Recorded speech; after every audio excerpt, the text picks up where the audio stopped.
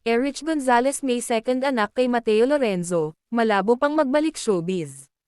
Tara at pag-usapan natin yan.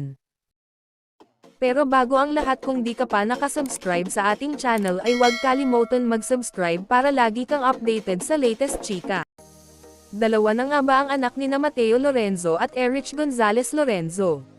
Kaya namin ito naitanong ay dahil nahadyap sa video sa loob ng simbahang street James the Great Parish sa Ayala, Alabang na may kargang batang nakatalikod si Mateo na sa tingin namin ay 1 buwan pa lang ito. Tila kausap ni Mateo ang magulang niya habang karga ang bata na tila pinatatahan dahil tila nililibang niya. Kung truly nga na dalawa na ang anak ni na Erich at Mateo ay ibig sabihin ay halos 2 taon ang pagitan ng magkapatid.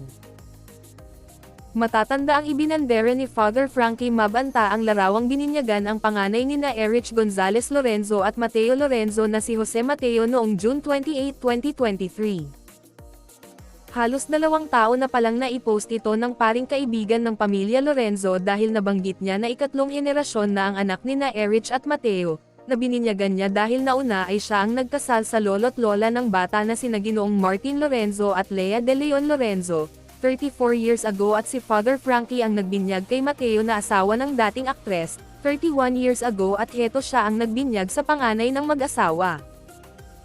Trending ang nasabing larawan ng binyag ni Jose Mateo. Nakalusot sa mga Marites ang post na ito ni Father Frankie dahil 2023 pa ito, marahil sa kase-search sa pangalan ng pamilya ng napangasawa ni Claudia Barreto ay biglang appear ang larawang kuhal ng pari. Sa kasalukuyan ay tinanggal na ni Father Frankie ang post niya para hindi na siguro ito pagpiestahan ng publiko dahil hot topic ang kakatapos lang nakasal ni na Claudia at Basti. Anyway, mukhang malabo pang bumalik si Erich sa showbiz dahil 2 maliliit na chikiting ang personal niyang inaalagaan. Ito rin kaya ang payo ng in-laws ni Erich na palakihin ang mga anak nila ni Mateo na walang yaya dahil ganito nila pinalaki ang 12 anak na walang kasambahay. Anong masasabi nyo sa ating chismis ngayon? Mag-comment na at subscribe para updated ka sa latest chika na gaya nito. Maraming salamat po.